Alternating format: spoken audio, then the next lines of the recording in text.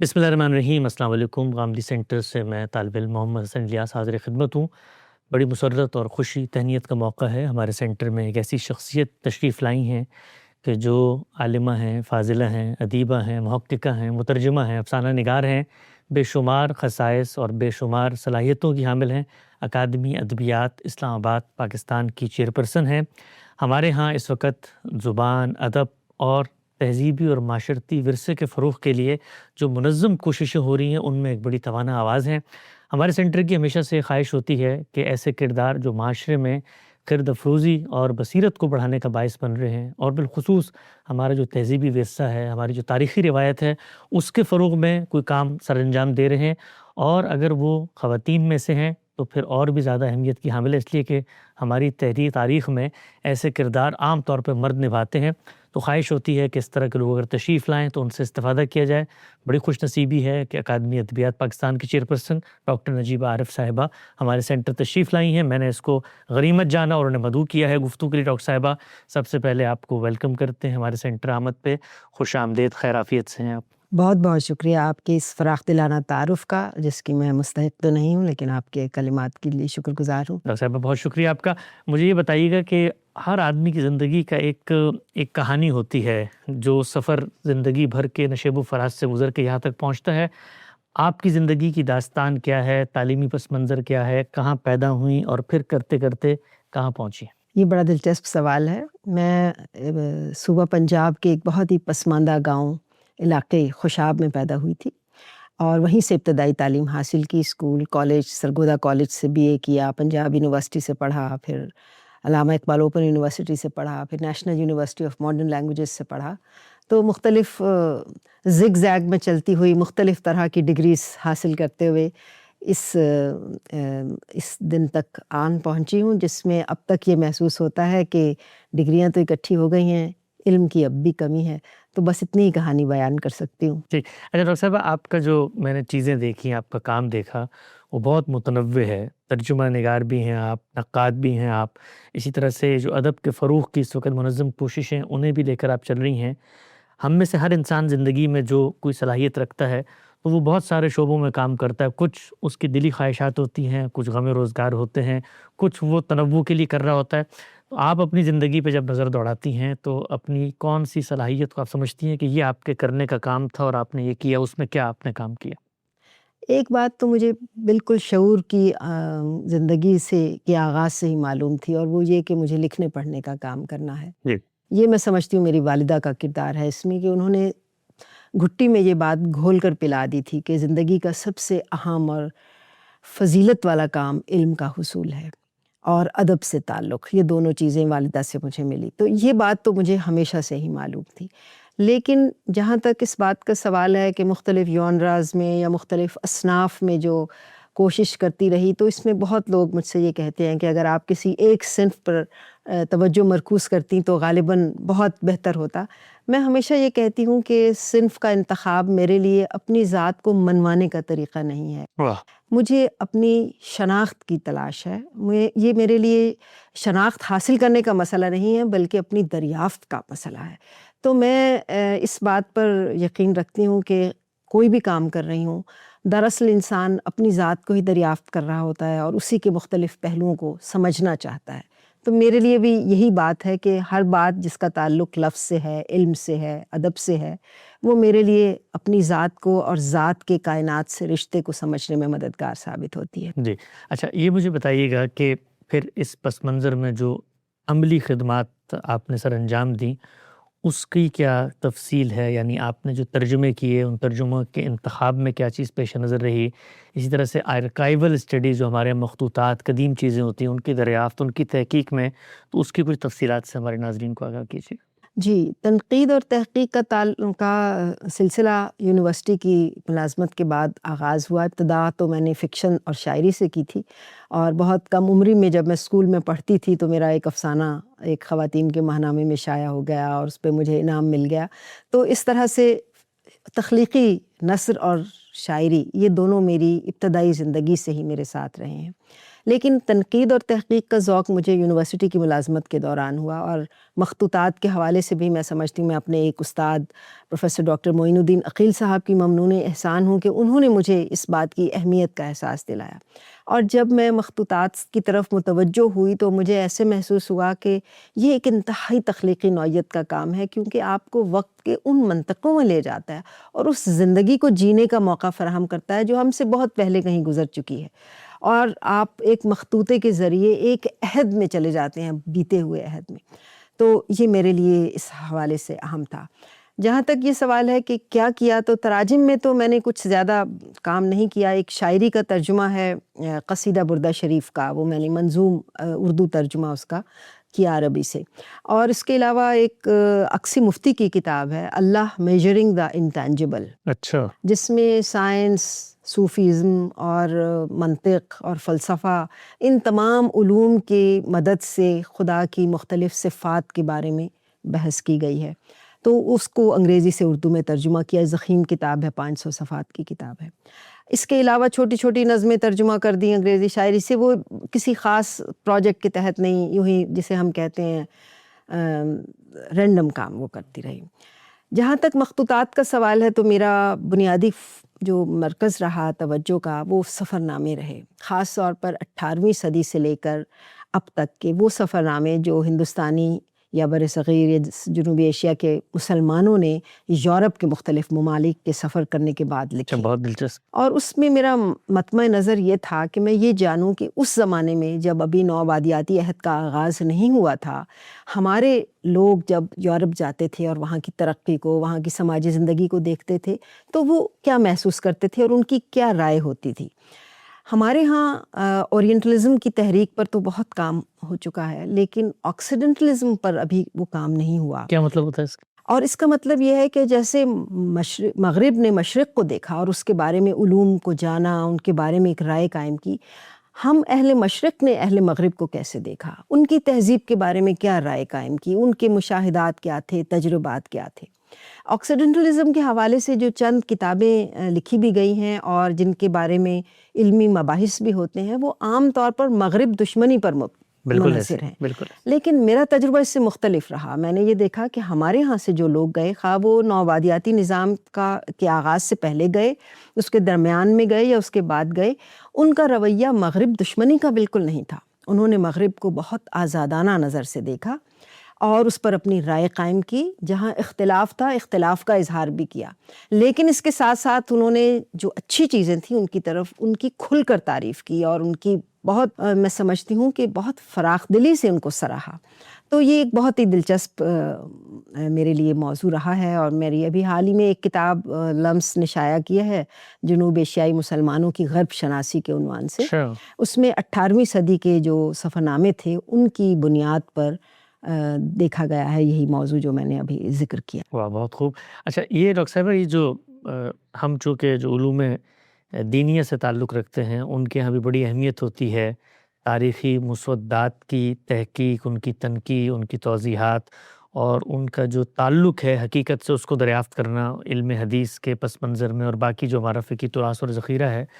تو اس میں ایک جو بڑا چیلنج ہمیشہ ہوتا ہے، میں سمجھنا چاہتا ہوں آپ سے، جو آرکائیول اسٹڈیز ہے اس میں آپ کے پیش نظر سب سے بڑا چیلنج کیا ہوتا ہے؟ یعنی کیا اس کا جو تاریخی حقیقی تعلق ہے اس کو دریافت کرنا، یا متون کی تنقیح، یا مثال کے طور پہ نسبت جو اس کی طے ہوتی ہے؟ تو اس میں سب سے بڑا جو یہ آرکائیولوجل جو اسٹڈیز ہے اس کے اندر چیلنج کیا سب سے زیادہ آپ کے سامنے رہا؟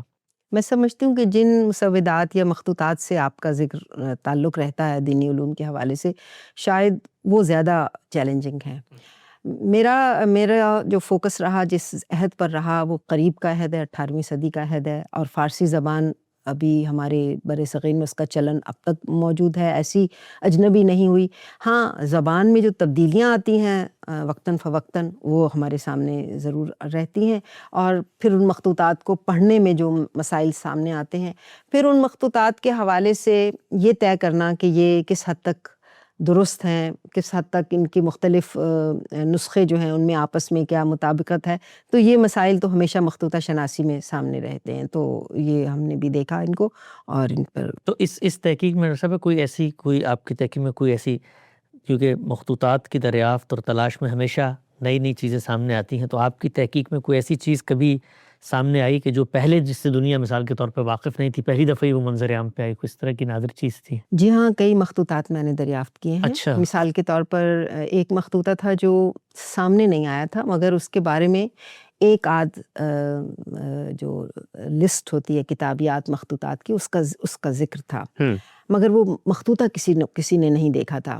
وہ 18ویں صدی کے نصف میں، تقریباً 1800 کی چھٹی دہائی میں، 1760 62 63 ان دنوں کا سفر ہے، جو ایک ایسٹ انڈیا کمپنی کے ملازم نے کیا تھا، اور وہ دہلی سے چل کر چین، روس، تبت، کشمیر، افغانستان کے بعض علاقوں سے ہوتا ہوا واپس آیا تھا. اور وہ معلوم یہ ہوا کہ اس نے آخر میں آ کر کہا کہ آ کر میں نے اپنی رپورٹ جو اپنے صاحبوں کو پیش کر دی، اور جس سے اندازہ ہوا کہ وہ کسی مقصد کے لیے گیا تھا. تو وہ ایک مخطوطہ تھا جو اس سے پہلے سامنے نہیں آیا. یہ تو میں سفر ناموں کے حوالے سے بات کر رہی ہوں. اس کے علاوہ ایک اور مخطوطہ تھا، منشی اسماعیل نامی ایک منشی تھے جو اسی طرح 60 کی دہائی میں، 1760 کی دہائی میں گئے، اپنے انگریز مربی کے ہمراہ انگلستان گئے تھے. تو ان کے بارے میں مخطوطہ ایک سائمن ڈگبی مستشرق ہیں، ان کے پاس وہ اس طرح آ گیا. انہوں نے اس مخطوطے کے بارے میں ایک مضمون لکھا، لیکن وہ مخطوطہ پوری طرح سامنے نہیں آ سکا تھا اور ان کا انتقال ہو گیا. تو جب میں پوسٹ ڈاک کے لیے لندن یونیورسٹی گئی تو وہاں ایک بہت اتفاق سے وہ مخطوطہ مجھے مل گیا، اس کی عکسی نقل مجھے مل گئی. تو اس کو میں نے ایڈٹ کیا اور وہ شائع ہوا. اچھا، تو یہ ہمارے ہندوستان میں جو مثال کے طور پہ جو نواب تھے یا مغل تھے، ان کی بھی ظاہری بات ہے خط و کتابت کچھ ہمارے سامنے آتی ہے، تو اس پس منظر میں بھی کوئی چیز کبھی نظر سے گزری ہے آپ کے؟ جب میں اس موضوع پر کام کر رہی تھی تو ظاہر ہے میں دیکھ رہی تھی کہ ہندوستان میں مغربی اقوام، یورپی اقوام کب آئیں، کیسے آئیں. تو اس دوران بہت سی چیزیں، مثال کے طور پر ابھی میں جس کا ذکر کر رہی تھی، ولیم ہاکنس نامی ایک صاحب تھے جو 1607-9 کے قریب وہ ہندوستان میں آئے تھے سفیر کی حیثیت سے جہانگیر کے دربار میں. اور جہانگیر ان سے اتنا متاثر ہوئے کہ انہوں نے کہا کہ آپ یہیں رہ جائیں. تو وہ رہنا نہیں چاہتے تھے، تو انہوں نے، جہانگیر نے ان کی شادی اپنے ایک آرمینین درباری کی بیٹی سے کروائی جو عیسائی مذہب سے تعلق رکھتی تھی، مسیحی تھی. اور پھر وہ اپنی بیگم کو لے کر یورپ روانہ ہوئے، اور وہ خاتون جو اکبر کے دربار میں تھیں وہ پھر یورپ میں پہنچیں، اور ان کو راستے میں کن مسائل کا سامنا ہوا. ایک بڑی دلچسپ، ایک ناول کی طرح کی دلچسپ داستان ہے. تو وہ بھی میں نے اپنی اس کتاب میں اس کا مختصراً تذکرہ کیا ہے. تو اس طرح کی باتیں بہت دلچسپ باتیں، ایک نہیں ہیں، بہت سی باتیں ہیں جو سامنے آتی رہتی ہیں. اچھا، یہ بتائیے کہ جو آپ نے ایک بڑا دلچسپ نقطہ بتایا کہ جو غرب شناسی ہے، آج بھی ہمیں دیکھتے ہیں، بالخصوص ہم لوگ جو مذہبی ایک پس منظر میں ہماری نشو و نما ہوئی، تو ہمیں جو مغرب کا تعارف زیادہ تر لکھنے والوں نے کرایا وہ اسی نوعیت کا تھا کہ وہ مغرب میں آ کر بھی جو مشرق ہی کے حلقے بنے ہوئے ہیں، انہی کمیونٹیز میں رہ کے اسی زاویے، جیسے وہاں بیٹھ کے مغرب کو دیکھ رہے ہیں ویسے مغرب میں آ کے بھی مغرب کو دیکھ رہے ہوتے ہیں. تو ایک ذرا تاریخی اعتبار سے بتائیے گا کہ جو غرب شناسی آپ کو 18ویں صدی، 19ویں صدی، اور پھر اس کے اندر ایک تغیر نظر آتا ہے. ہم سب جانتے ہیں کہ مغرب کے اندر فلسفہ اور حکماء کے جو مختلف تصورات ہیں انہوں نے ان کی تہذیب کو یہاں تک پہنچایا ہے. بنیادی طور پر بتائیے گا کہ کیا چیز ہے جو نظر آتی ہے 17ویں 18ویں صدی میں، اور پھر اس کے بعد جو تغیر ہے یہاں پر، کیونکہ ہم یہ دیکھتے ہیں کہ سوسائٹی ایک دم سے تبدیل ہوئی ہے، مذہبیت کا یہاں سے ایک طرح سے خاتمہ ہوا ہے، پھر تہذیبی اقدار تبدیل ہوئی ہیں، اسی طرح سے حفظ فروج کی چیزیں ہیں. تو کیسے دیکھتی ہیں مغرب کے اپنے اس ارتقاء کو آپ؟ یہ بڑی دلچسپ بحث ہے اور اس میں بہت کچھ ہے. اور آپ تفصیل سے بات کریں. اچھا چلیے، ٹھیک ہے، بالکل ٹھیک ہے. مثال کے طور پر جب ہمارے، ایک دلچسپ بات یہ ہے کہ جو لوگ یہاں آئے وہ دو طرح کے لوگ تھے. ایک تو وہ لوگ تھے جو منشی تھے یا معاشرے کے مڈل کلاس یا لوور مڈل کلاس طبقے سے تعلق رکھتے تھے. تو وہ جب وہاں گئے منشی کی حیثیت سے، پرشین ٹیچر کی حیثیت سے، کسی اپنے انگلستان کے ایسٹ انڈیا کمپنی کے کسی آفیسر کے ساتھ، تو ظاہر ہے کہ ان کا ایکسپوجر یا ان کا میل جول اس حلقے میں ہی رہا جو ان کا اپنا طبقہ تھا. تو ان کے کچھ تجربات ہیں، وہ بھی میں آپ کو بھی بتاؤں گی. دوسری طرح کے وہ لوگ تھے جو یہاں پہ بھی کسی دربار سے وابستہ تھے اور نوابی خاندان سے تعلق رکھتے تھے، بڑا ان کا ایرسٹوکریٹک بیک گراؤنڈ تھا. تو وہ جب وہاں گئے تو انہوں نے وہاں پر بھی بادشاہ کے محل میں بھی گئے، وہاں کے لارڈس سے ملے، ان کے ہاں دعوتیں کھائیں، ڈانس کی محفلوں میں گئے، رقص و سرود کی محفلوں میں گئے، فری میسنز نے ان کو دعوت دی اپنے ساتھ شامل ہونے کی. تو ان کے تجربات بہت ہی مختلف تھے اور دونوں کے تجربات میں بڑی دلچسپ چیزیں تھیں. مثال کے طور پر میں ابھی جن منشی اسماعیل کا ذکر کر رہی تھی جو 1770 کے قریب لگ بھگ وہاں پر تھے، تو انہوں نے یہ بتایا کہ جب وہ فارغ وقت ہوتا تھا تو وہ شہر میں لندن میں رہتے تھے تو وہ گھومنے نکل جاتے تھے، تو انہوں نے یہ بتایا کہ یہاں پر جگہ جگہ قہوہ خانے کھلے ہوئے ہیں، اور ان قہوہ خانوں کی میں ہوتا یہ ہے کہ سارا دن لوگ جاتے ہیں اور وہ وہاں بیٹھ کے قہوہ پیتے ہیں اور آپس میں بات چیت کرتے ہیں، اور جو قہوہ خانے کا مالک ہے وہ بہت چالاک آدمی ہے، اچھا، وہ ان کی باتیں نوٹ کرتا رہتا ہے خفیہ طور پر، اور رات کے وقت وہ ان سب باتوں کو ایک اخبار کی صورت میں لکھ لیتا ہے اور صبح کے وقت وہ اخبار شہر کے امراء کو پہنچا دیتا ہے۔ واہ، اور انہوں نے اس پر بڑی تنقید کی کہ یہ تو بڑی غلط بات ہے، غیبت بھی کرتا ہے اور لوگوں کی باتیں بھی سنتا ہے اور ان کے ذاتی معاملات، لیکن میں یہ بتانا چاہتی ہوں کہ صحافت کا آغاز کیسے ہوا۔ او واو، اچھا، تو یہ تھا وہ آغاز جو ہمارے ایک سفرنامہ نگار نے، ایک منشی نے نوٹ کیا کہ یوں اخبار نویسی کا آغاز ہوا۔ واو، اچھا، دلچسپ، بہت دلچسپ، پھر اس کے مقابلے میں جو جن کا میں ذکر کر رہی ہوں، مرزا ابو طالب لندنی جو واجد علی شاہ کے دربار سے وابستہ بھی تھے، واجد علی شاہ نہیں، معاف کیجیے، اودھ کے دربار سے وابستہ تھے اس زمانے میں، 1799 میں وہ گئے تھے اور 1803 تک وہ وہاں رہے۔ ان کے تجربات کچھ یہ تھے کہ انہوں نے ان چیزوں کو بھی محسوس کیا جو ہم آج بھی شاید محسوس نہیں کر سکتے۔ ایک تو یہ کہ مذہبی بحثیں تو سب کے ساتھ ہوتی تھیں، اور وہ مجھے یہ لگا اچھا کہ ہندوستانی مسلمان جو جاتے تھے وہ اپنے مذہب پر قائم رہتے تھے، کوئی کمپرومائز نہیں کرتے تھے، لیکن وہ مذہب کے معاملے میں متشدد نہیں تھے، وہ دوسروں کو بھی اجازت دیتے تھے کہ وہ اپنے مذہب کے مطابق کام کریں۔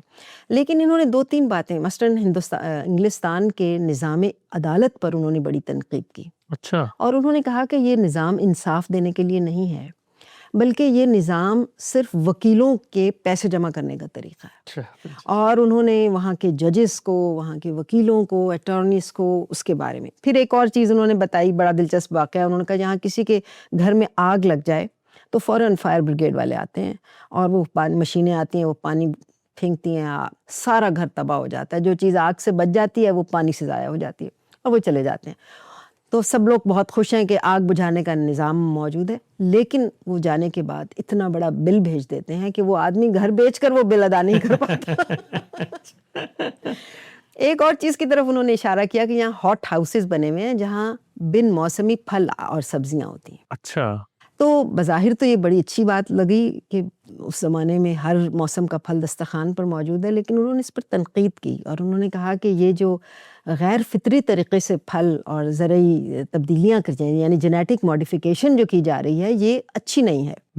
تو میں سوچتی ہوں کہ 1800 میں 1799 میں ایک آدمی کا یہ ویژن تھا جو آج ہم جس کو ایکسپیرینس کر رہے ہیں کہ جینیٹک ماڈیفیکیشن کے ذریعے پھلوں اور سبزیوں میں جو تبدیلیاں پیدا کی جاتی ہیں وہ انسانی صحت کے لیے مضر ثابت ہوتی ہیں، وہ اس زمانے میں اس شخص نے محسوس کر لیا تھا اور اس کو بیان بھی کیا۔ واہ، بہت خوب، خواتین کے بارے میں سب سے دلچسپ باتیں تھی کہ سب نے خواتین کی آزادی کو سراہا، سب نے ان کی تعریف کی، کسی نے بھی یہ نہیں کہا کہ ان کو نہیں آزادی ملنی چاہیے۔ مرزا ابو طالب نے ایک دلچسپ بات کہی، انہوں نے کہا کہ یہ تو ہمارے ہندوستانیوں کو چاہیے ان سے سبق حاصل کریں، انہوں نے عورتوں کو کیسے قابو کیا ہوا ہے۔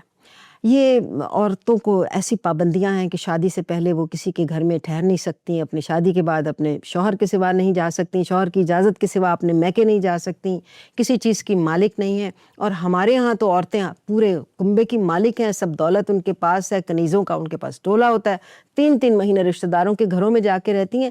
انہوں نے اپنی خواتین کو کام پہ لگایا ہوا ہے، وہ دکان پہ بھی کھڑی ہیں، وہ ریڑھی پر بھی کھڑی ہیں۔ اب انہوں نے تو اپنی طرف سے بڑی تعریف کی، لیکن جب اس کتاب کا انگریزی میں ترجمہ شائع ہوا تو اس پر بڑی رد عمل آیا، اور اس کتاب کے کئی تراجم ہوئے تھے، اور جرمن میں بھی ہوا، فرینچ میں بھی غالباً ہوا، اور انگریزی میں بھی ہوا۔ تو انہوں نے کہا کہ یہ تو انہوں نے ہمارے عہد کی خواتین پر الزام لگایا اور تنقید کی ہے، اور کہا ہے کہ ہم نے اپنی خواتین کو آزادی نہیں دی اور ان لوگوں نے اپنی خواتین کو آزادی دی۔ تو اس کے رد میں بھی کتابیں شائع ہوئی ہیں۔ اچھا، تو اس طرح کی دلچسپ باتیں ہمیں ملتی رہتی ہیں۔ ٹھیک، اچھا یہ بتائیے کہ جو مثال کے طور پہ غرب شناسی ہے اس زمانے میں جو ہندوستان میں 18ویں صدی میں، مجھے کچھ 2-3 چیزیں پڑھنے کا اتفاق ہوا۔ ایک مشہور مورخ تھے ہندوستان کے، یوسف خان کمبل پوش کے نام سے، آپ نے ان کو ظاہری بات دیکھا ہوگا۔ ہمارے جو دینی علوم کے طلبہ ہوتے ہیں ان کو کچھ کانسیپٹس کو سمجھانے کے لیے ادب کا سہارا لینا پڑتا ہے، اس لیے کہ جو ہماری زبان ہے عربی زبان اور قرآن مجید ایک بہت ہی معلیٰ بڑی عرفہ زبان میں، اس کے اسلوب کی ندرت، اس کی زبان کی بانت. تو یہ چیز سمجھانے کے لیے کہ جی متشابہات کیا ہوتے ہیں، کچھ چیزیں ایسی ہوتی ہیں کہ جو آپ کے مخاطبین ہیں وہ ان سے واقف نہیں ہے لیکن آپ ان کو سمجھائیں. تو میں نے بڑی کوشش کی سمجھانے کی. تو آخر کار ایک دفعہ میں یہ یوسف خان کمبل پوش کا برطانیہ کا سفرنامہ پڑھ رہا تھا، تو اس میں انہوں نے پہلی دفعہ ٹرام کے بارے میں ہندوستان کے لوگوں کو بتایا کہ لندن کی گلیوں میں آہنی سلاخیں گڑی ہوئی تھیں اور اس کے اوپر لوہے کا ایک ڈبہ بکٹوٹ گھوڑے کی طرح دوڑے چلا جاتا تھا. تو میں نے اس سے بتانے کی کوشش کی کہ دیکھو جو چیزیں آپ جانتے نہیں ہو اس کے کانسیپٹ کو اس طرح سے منتقل کیا جاتا ہے. تو یہاں جو ہندوستان کے لوگ تھے یہ کتنا واقف تھے اس زمانے میں، یہ جو مغرب کی تہذیب تھی، مطلب ایک عام آدمی کی سطح پہ کوئی تعارف تھا کہ برطانیہ میں یہ کچھ ہو چکا ہے اور فرانس میں یہ کچھ ہو چکا ہے، اس کی کیا صورتحال تھی؟ نہیں، بالکل واقف نہیں تھے اور بہت حیران ہوئے. اچھا. فٹ پاتھ دیکھ کر حیران ہوئے. تقریباً ہر سفر نامہ نگار نے فٹ پاتھ کا ذکر کیا ہوا ہے کہ سڑک کے کنارے بڑے بڑے راستے بنے ہوئے ہیں جو صرف پیدل چلنے والوں کے لیے اور گھوڑا گاڑی جو ہے ان کے درمیان میں چلتی ہے. پھر پانی کا پہنچانے کا انتظام گھروں میں، پھر سیوریج کے انتظام کے بارے میں. منشی اسماعیل تو یہ دیکھ کر بھی حیران ہوئے کہ انہی دنوں میں ٹاؤن ہاؤسز بننے شروع ہوئے تھے لندن میں. تو انہوں نے کہا کہ اتنے ایک جیسے مکان ہیں اور ان کے دروازے دن رات بند رہتے ہیں اور اگر ان پر نمبر نہ لکھا ہو تو کوئی پہچان ہی نہیں سکتا کہ کس مکان میں ہمیں جانا ہے. اسی طرح ایک اور صاحب نے لکھا کہ ہر دروازے، یہ کچھ برس بعد کی بات ہے، کہ ہر ایک جس پیشے کا شخص اس گھر میں رہتا ہے اس پیشے کے سے متعلق ایک تصویر اس گھر کے سامنے لگی ہے. مثلاً اگر کوئی موچی ہے تو دروازے پر جوتے کی تصویر لگی ہے. اچھا. اگر کوئی نان بائی ہے تو دروازے پر نان کی تصویر لگی ہے. اور پھر ان کے گھروں کے کیسے ان کا رہن سہن کیسا تھا، کہ نچلی منزل میں کیا تھا، اوپر کی منزل میں کیا تھا، نوکر پیشہ تھا، ان کے لباس کیسے تھے، ان کا اٹھنا بیٹھنا صبح سے لے کے شام تک ہر چیز ان کو عجیب لگتی تھی. نظام تعلیم پر بہت سنجیدہ انہوں نے گفتگو کی. مثال کے طور پر آکسفورڈ کے بارے میں ہر ایک نے ذکر کیا، اس کی رصدگاہ کے بارے میں، آبزرویٹری کے بارے میں، اس کے وہاں پر لائبریریز کے بارے میں، وہاں لائبریریز میں موجود اسلامی علوم کے ذخائر کے بارے میں. ایک دلچسپ بات جو ان تمام لوگوں نے کہی وہ یہ کہ اس زمانے میں مستشرقین نئے نئے نمایاں ہو رہے تھے. تو ان کا کہنا یہ تھا کہ یہ لوگ جو ہماری زبانیں سیکھتے ہیں ان کا زبان کا علم بہت ناقص ہوتا ہے اور یہ پوری طرح سمجھ نہیں سکتے، اور اسی ناقص علم کو پریس کی مدد سے اتنا زیادہ پھیلا دیتے ہیں کہ وہی اس زمانے کی حقیقت بن جاتا ہے. اب یہ بڑی اہم بات ہے اور ہم سمجھتے ہیں کہ ہمارے ہاں ظاہر ہے پریس کے بہت فوائد ہیں، لیکن اس میں سے جو نقصان انہوں نے نکالا وہ یہ تھا کہ وہ ناقص چیزیں بھی پہنچ جاتی ہیں دور دراز تک. البتہ پریس کی اس اعتبار سے بہت تعریف کی کہ اس کی وجہ سے علم میں اتنا فروغ ہوا، کتابیں گھر گھر لکھی جاتی ہیں، پڑھی جاتی ہیں، پہنچ جاتی ہیں، یعنی علوم تک رسائی حاصل ہو گئی. پھر یتیم خانوں کا تصور، پھر فلاحی اداروں کا تصور، بینک کا تصور، اور اس بینک پھر جو ہمارا پارلیمنٹ کا تصور ہے یہ بھی ایک نئی چیز تھی نا ظاہر ہے اس زمانے میں. پھر آئینی بادشاہت کا تصور کہ ان کے ہاں ان کو ان کے جو انگریز ساتھی تھے انہوں نے یہ سمجھایا تھا کہ یہ بادشاہت جو ہماری ہے تمہاری جیسی نہیں ہے. تمہارے ہاں تو بادشاہ مطلق العنان ہوتا ہے، ہمارے ہاں بادشاہ پارلیمنٹ کا پابند ہے. اور یہ آئینی بادشاہت کا لفظ استعمال نہیں ہوا لیکن انہوں نے اس کی وضاحت ضرور کی ہے. تو اس زمانے کے جتنے اہم نظام تھے، خواہ وہ ٹیکس کا نظام ہو، خواہ وہ جاگیرداروں کی کس طرح سے وہ آپس میں مل کر House of Lords, House of Commons, ان سب کا رول، نظام انصاف، پھر بادشاہی کا جو نظام تھا ان کے ہاں، ان سب باتوں پر ان کے تبصرے ملتے ہیں. اور بڑے میں سمجھتی ہوں کہ بہت گہرائی سے انہوں نے اس کو سمجھنے کی کوشش کی ہے. لیکن حیرت بہرحال ان کی تھی، خاص طور پر سڑک پر رات بھر روشنی ہونا، لیمپ جلنا، پھر گھوڑے کتنے توانا تھے اور کتنی تیزی سے وہ ایک جگہ سے دوسری جگہ چلے جاتے تھے، ڈاک کا انتظام. ہندوستان میں بھی اس سے پہلے مغلوں کے دور میں یہ سب چیزیں موجود تھیں یقیناً، لیکن میرا خیال ہے 18ویں صدی تک آتے آتے ہندوستان میں جو ایڈمنسٹریشن تھی وہ کمزور ہو چکی تھی. تو ان لوگوں کا تجربہ وہ نہیں تھا جو مغل زمانے کا دور عروج تھا، جس میں ایڈمنسٹریشن بھی بہت اچھی تھی اور جس میں ہر چیز اپنی جگہ پر تھی. تو بہت ان کی دلچسپ چھوٹی چھوٹی بہت ہی حیرتیں ہیں. دلچسپ نکات ہیں، بلکہ آپ کی کتاب کو پڑھنے کا زیادہ اشتیاق ہو گیا کیونکہ خواہش ہوتی ہے کہ اس زمانے کی حرکیات کو سمجھا جائے. اچھا ڈاکٹر صاحب یہ بتائیے گا کہ ترجمہ آپ نے خود بھی کیا اور ترجمے کی روایت سے بھی آپ کی شناسائی ہے، خود ادب کا پس منظر ہے. ہمارے ہاں ترجمہ کرنے کے حوالے سے بہت ساری تھیوریز ہیں، نقطہ نظر ہیں، اور کہا جاتا ہے کہ ترجمہ کبھی بھی جو اصل متن ہے اس کی مکمل ترجمانی نہیں کر سکتا.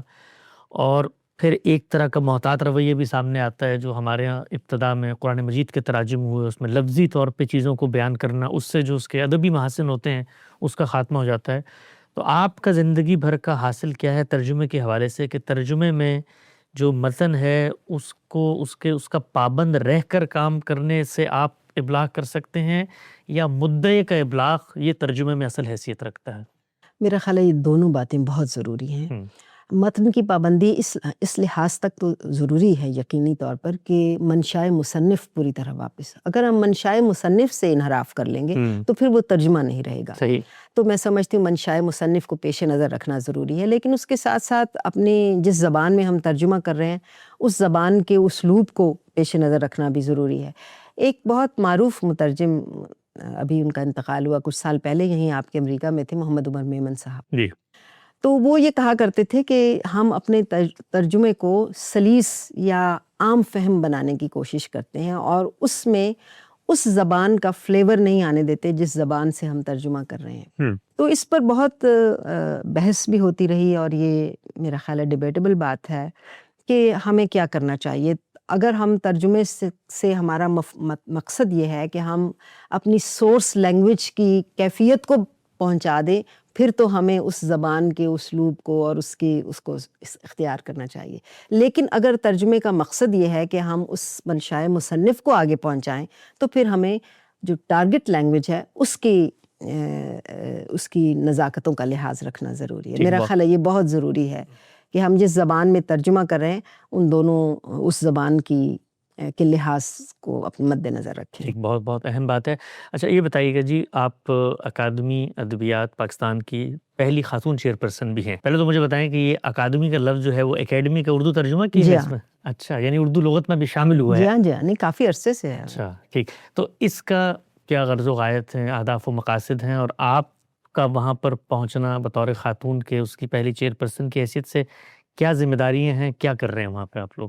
جی، یہ پاکستان کا سب سے بڑا ادبی ادارہ ہے. 50 سال ہو گئے اسے قائم ہوئے. اس سال ہم اس کی گولڈن جوبلی منا رہے ہیں اور اس کا بنیادی مقصد ہے پاکستان کی تمام زبانوں کے ادب کو فروغ دینا اور ادیبوں کی فلاح و بہبود کا خیال رکھنا. اچھا. تو اس ادارے کے ذیل میں ہم ان مقاصد کے تحت مختلف قسم کی ایکٹیویٹیز یا سرگرمیاں کرتے ہیں. مثال کے طور پر ہم کتابیں چھاپتے ہیں، رسائل چھاپتے ہیں، تراجم چھاپتے ہیں. ہم مختلف ممالک کے ساتھ MOUs یا معاہدے سائن کرتے ہیں اور ان معاہدوں کے تحت ہم دوسری زبانوں کے تراجم بھی اپنے ہاں اور اپنی زبانوں کے تراجم ان کے ہاں کرتے ہیں. ایکسچینج آف رائٹرز یا وفود کے تبادلے ہوتے ہیں ہمارے ہاں سے دوسرے ممالک میں، دوسرے ممالک سے ہمارے ہاں. پھر ہمارے ہاں مختلف پروگرامز ہوتے ہیں، نیشنل انٹرنیشنل کانفرنسز ہوتی ہیں، ہفتہ وار پروگرام ہوتے ہیں، کئی طرح کے پروگرام. اپنی پاکستانی زبانوں کے تراجم ہم شائع کرتے ہیں. پھر ہم ایوارڈ دیتے ہیں. مثال کے طور پر پاکستان کا سب سے بڑا ادبی ایوارڈ کمال فن ایوارڈ ہے. اس وقت وہ 10 لاکھ روپے ہم اس کے ساتھ دیتے ہیں اور وہ پیسوں سے زیادہ اس کے اعزاز کی بات ہے. تو ہم 30 سے زیادہ ایوارڈ اب تک دے چکے ہیں. پھر ہم اس وقت 23 نیشنل لٹریری ایوارڈز دیتے ہیں. اچھا. جس میں 9 مختلف زبانوں کی، بلکہ اب تو 9 سے زیادہ ہو گئی زبانیں، ان زبانوں کی نظم اور نثر کی بہترین کتاب جو سال میں چھپی ہوتی ہے اس پر انعام دیتے ہیں. ابھی آج کل ہم 2025 کی مطبوعہ کتابوں پر ایوارڈ کا ہم نے اعلان کیا ہوا ہے اور لوگ ہمیں کتابیں بھیج چکے ہیں، ہم وہ جیوری کو بھیج رہے ہیں. تو یہ ہر سال ہم یہ تقریباً 23 ایوارڈ ہم دیا کرتے ہیں. پھر ہم جو مستحق ادیب اور شاعر ہوتے ہیں ان کو امداد بھی فراہم کرتے ہیں. اب آج کل ہم 13,000 روپے مہینہ کے اعتبار سے تقریباً لگ بھگ 1,000، یہ تعداد اوپر نیچے ہوتی رہتی ہے، لیکن 1,000 ادیبوں کو امداد دیتے ہیں. پھر ہم اس وقت تقریباً 35 ادبی تنظیموں کو گرانٹس دیتے ہیں جو مختلف صوبوں سے تعلق رکھتی ہیں، اور مقصد یہ ہوتا ہے کہ وہ ادبی سرگرمیوں کا فروغ دیں اپنی اپنی زبانوں میں، اپنے اپنے علاقوں میں. یکمشت امداد بھی دیتے ہیں، کسی کوئی اچانک میڈیکل ایمرجنسی ہو جائے، کسی کا ایکسیڈنٹ ہو جائے تو وہ بھی ہم ادیبوں کو دیتے ہیں۔ تو اس طرح ہمارے پاس پاکستانی زبانوں کا ایک میوزیم ابھی ہم نے حال ہی میں قائم کیا ہے، اس میں ہم نے 74 پاکستانی زبانوں کا بنیادی معلومات ان کی ڈسپلے کی ہیں۔ پھر ابھی ہم نے ایک نیا سلسلہ شروع کیا ہے چائے باتیں اور کتابیں کے نام سے۔ یہ ہم نے ایک انفارمل پلیٹ فارم بنایا ہے کہ جہاں لوگ بس آ کر بیٹھیں اور آپس میں بات چیت کریں۔ اس کا کوئی سٹرکچر نہیں ہوتا، کوئی ناظم نہیں ہوتا، ہم سب لوگ جو بھی آنا چاہیں، ہمیں طالب علم بھی آتے ہیں، مصور بھی آتے ہیں، فنکار بھی آتے ہیں، تھیٹر کے لوگ بھی آتے ہیں، ادیب بھی آتے ہیں، اور وہ آپس میں بات چیت کرتے ہیں۔ مقصد صرف یہ ہے کہ مکالمے کی فضا کو فروغ دیا جائے۔ بدقسمتی سے ہمارے معاشرے میں تحمل، رواداری اور ایک دوسرے سے بات چیت کرنا اور ایک دوسرے سے اختلاف رائے رکھنے کے باوجود تہذیب و شائستگی کو برقرار رکھنا مشکل ہوتا جا رہا ہے۔ تو اس فضا کو برقرار رکھنے کے لیے یہ پروگرام بڑا دلچسپ، پاکستان جیسے ماحول پس منظر میں اگر ادب اور اس طرح سے جو تہذیبی ورثہ ہے اس کے فروغ کے لیے حکومتی سرپرستی میں آپ بتا رہی ہیں 50 سال سے یہ کام ہو رہا ہے، تو بڑا لائق تحسین ہے۔ اچھا، یہ آپ نے بتایا کہ پاکستان کی تمام زبانوں کے فروغ کے پس منظر میں یہ ادارہ جو ہے وہ فعال ہے، تو ہمارے یہاں ایک بڑی ڈیبیٹ ہے، اور بالخصوص بلکہ بڑی شکایت ہے اور بڑی شکوہ ہے ان قوموں کا جو پاکستان میں اپنی علاقائی زبانیں رکھتی ہیں، کہ اردو کو ایک طریقے سے ان کے اوپر مسلط کیا جاتا ہے، یا اردو کا فروغ ہر جگہ ہوتا ہے، ان کی جو یہ جداگانہ صلاحیت ہے یا حیثیت ہے اس کو قومی سطح پر کہیں اپریشیٹ نہیں کیا جا رہا، صرف سندھی ہے یا باقی جو لوکل زبانیں ہیں، سرائکی ہے، اس طرح کی۔ تو اردو کا تعلق آپ پاکستان کی جو مقامی زبانیں ہیں ان کے ساتھ ان کو تحلیل کر کے اردو کی سرپرستی کا لیتی ہیں، یا اردو ان کی تکمیل کی راہ میں ہے؟ گویا اردو، اور پھر ہم جانتے ہیں کہ ظاہری بات ہے پاکستان کے قیام کے بعد ہی بنگلہ دیش میں جو سب سے بڑا ہمارا ایک نزاع ہوا وہ اردو ہی کا وہاں پہ فروغ، اگرچہ ان کی اپنی زبان تھی۔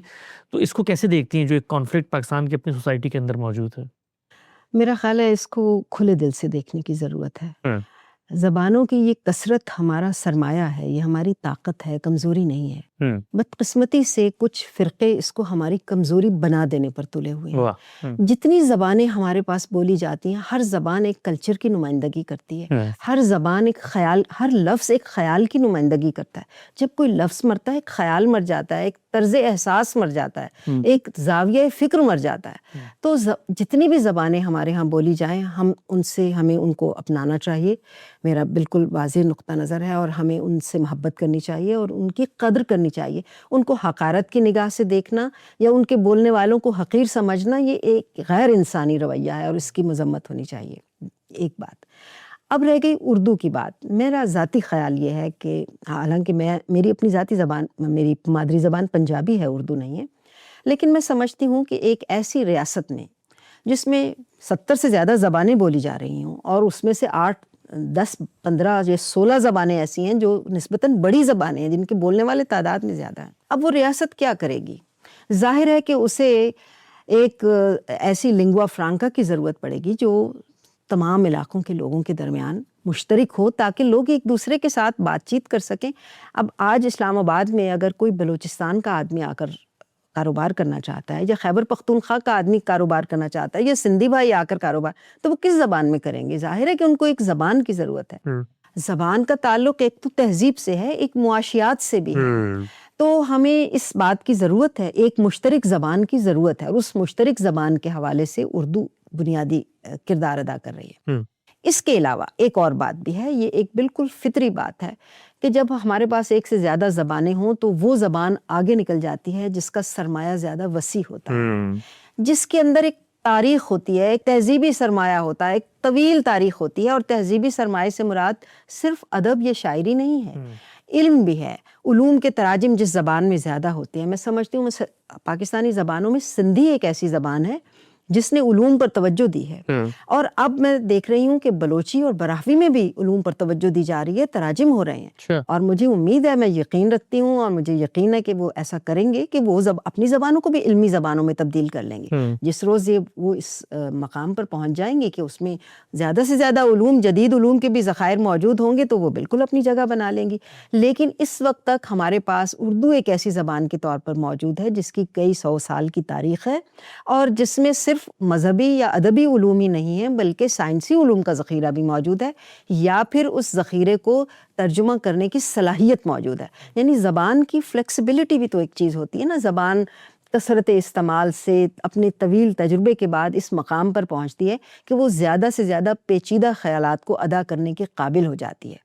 تو اردو میں اب کافی حد تک یہ صلاحیت آ چکی ہے، اور میں سمجھتی ہوں کہ اسی وجہ سے اردو کو باقی زبانوں کی نسبت ایک فوقیت حاصل ہے۔ لیکن ایک بات میں ضرور کہنا چاہتی ہوں کہ اس وقت پاکستانی زبانوں کو اور خود اردو سے خطرہ نہیں ہے، بلکہ خود اردو خطرے میں ہے۔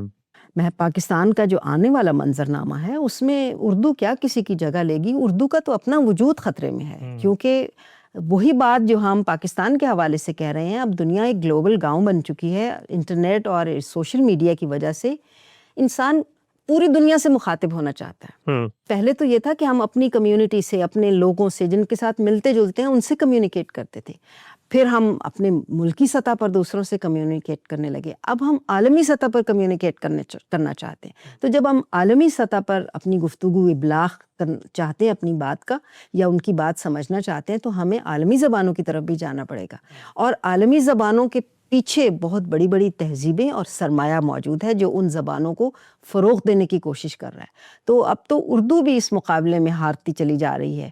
میں یہ دیکھ رہی ہوں کہ اگلی نسلوں میں اردو کا چلن بہت کم ہوتا چلا جا رہا ہے۔ تو ہمیں ضرور اپنی زبان پر توجہ دینی چاہیے، اپنی تمام پاکستانی زبانوں کو اپنانا چاہیے، ان کی محبت، ان کی عزت، ان کے فروغ کی کوششیں ہمارا فرض ہے، لیکن اس کے ساتھ ساتھ اردو جو اس وقت ہماری قومی زبان ہے، اس زبان کو بھی اپنا دشمن نہیں سمجھنا چاہیے۔ جو لوگ یہ سمجھتے ہیں کہ اردو ہماری دشمن زبان ہے، ان کو حالات کا درست اندازہ نہیں ہے اور وہ کسی غلط فہمی کا شکار ہیں۔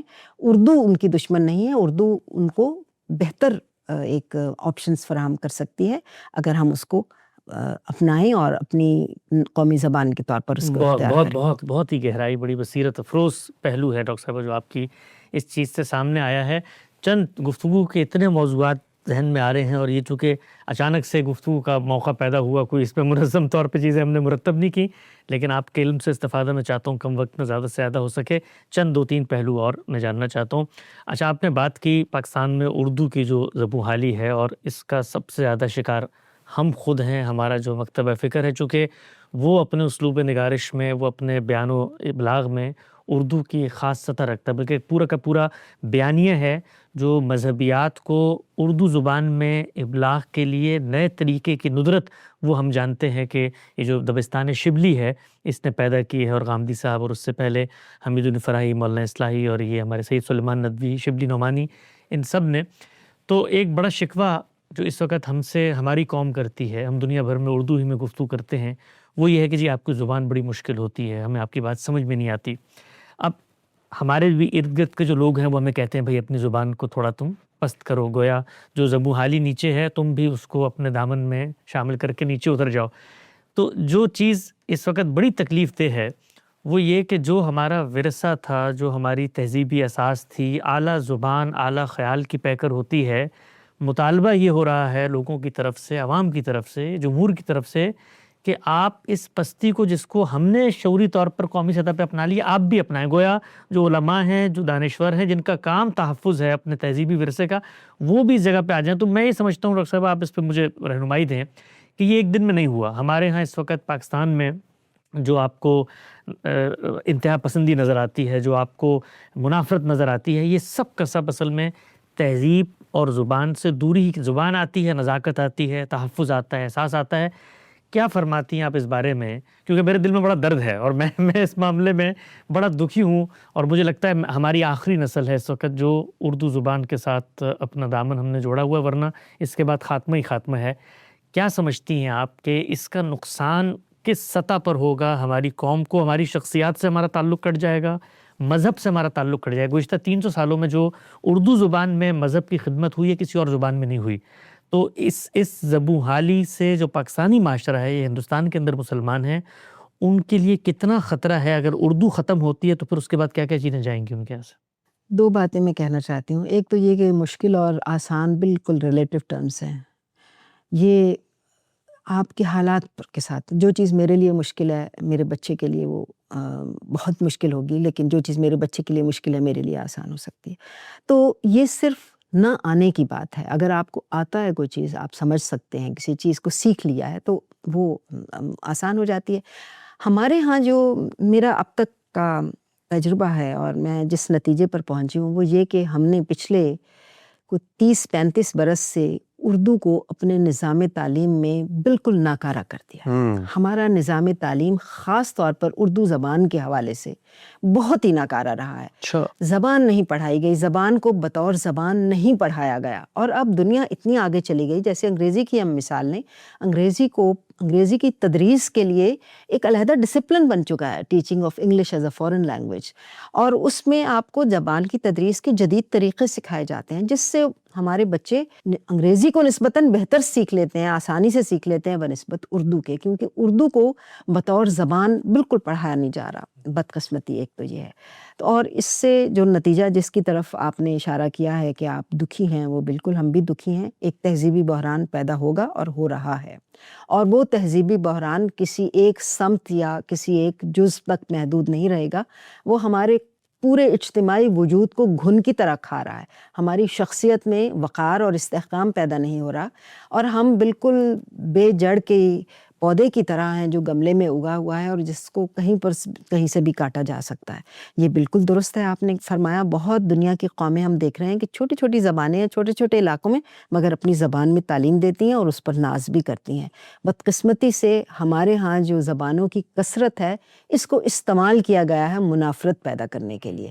اس منافرت کو دور کرنے کی ضرورت ہے، اور اس کے لیے میں سمجھتی ہوں اردو بولنے والوں کا زیادہ بڑا کردار ہونا چاہیے کہ وہ زبانیں جو خود کو چھوٹا سمجھتی ہیں یا دوسرے انہیں چھوٹا کہتے ہیں، انہیں اپنے ساتھ چلانے کی ضرورت ہے۔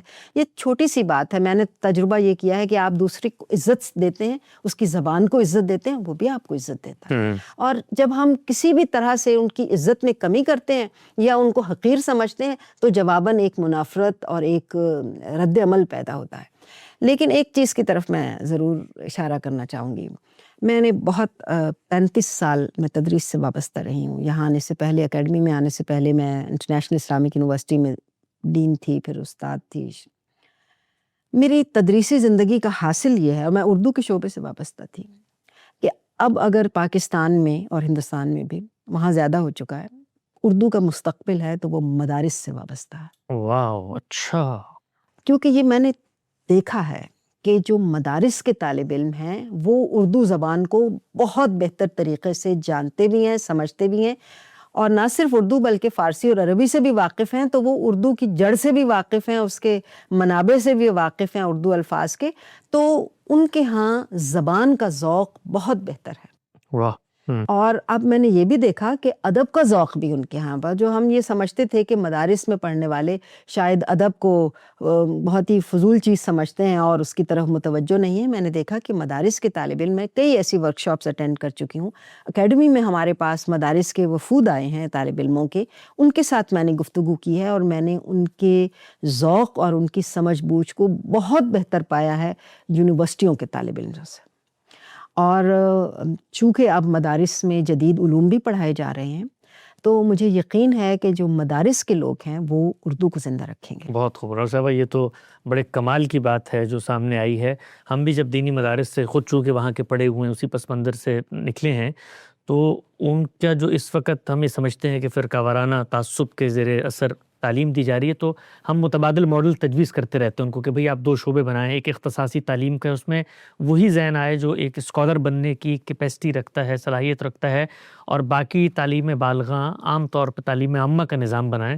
لیکن اس پس منظر میں پاکستان میں اور اتنا بڑا انفراسٹرکچر موجود ہے، یعنی مدارس کے پاس عمارتیں ہیں اور پھر اخلاص ہے، وہ لوگ لگے ہوئے ہیں اللہ کے دین کی خاطر، ان کے ہاں وہ کوئی محض کوئی کسی شعبے کا انتخاب نہیں پیسوں، تو زبان کے فروغ میں بہت کردار ہیں جو مدارس ادا کر سکتے ہیں۔ آخری ایک پہلو ڈاکٹر صاحبہ، ہم نے یہ دیکھا ہے ہماری سوسائٹی کا ایک بڑا المیہ ہے، بلکہ انسانوں کا بڑا المیہ ہے، مغرب ہم سے زیادہ آگے تھا، جب آپ یہاں پڑھتے ہیں خواتین کے بارے میں جو کچھ رویے رہے، ایک پدر صدی کا پورا پس منظر ہے، اس میں ایک خاتون جب فلرش کرتی ہے، اس سطح پر پہنچتی، اور آپ نے زندگی کے نشیب و فراز سے گزر کے مقابلہ کیا، ہم نے یہاں کوشش کی اپنے ادارے میں کہ جو غامدی صاحب کو یا خود دینیات کو سمجھنے والی خواتین ہی آتی ہیں، ان کی ایک جداگانہ شناخت، ان کی حیثیت، ان کے کام.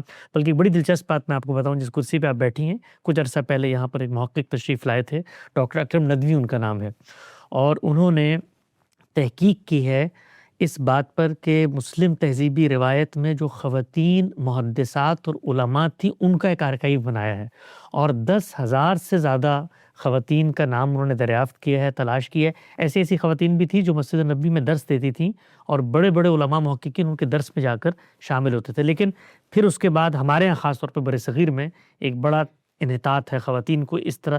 تو ان کے لیے کیا پیغام ہے آپ کا؟ اور ہمارے ادارے سے اس وقت ایک باقاعدہ شمارہ ہے جو مذہب سے متاثر خواتین نکالتی ہیں صالحات کے زیر عنوان، اور میں چاہوں گا انشاءاللہ وہ بھی آپ کا انٹرویو سنیں گی، ان کے لیے بھی کوئی پیغام، اور عمومی طور پہ پاکستان میں جو خواتین آگے بڑھنا چاہتی ہیں ان کے لیے کوئی سورس آف انسپریشن، کوئی میسج آپ کا.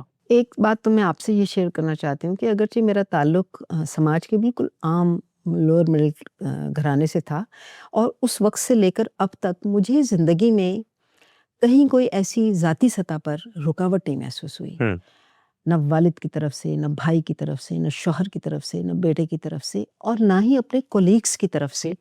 میں اس کو اللہ تعالیٰ کا فضل و کرم ہی کہہ سکتی ہوں، فضل و کرم کہوں یا خوش قسمتی کہوں، لیکن مجھے ذاتی طور پر، لیکن اس کے باوجود میں ظاہر ہے جس معاشرے میں رہتی ہوں محسوس تو کرتی ہوں کہ اس معاشرے میں، آپ نے بالکل ٹھیک کہا کہ خواتین کی سپیس کم ہے.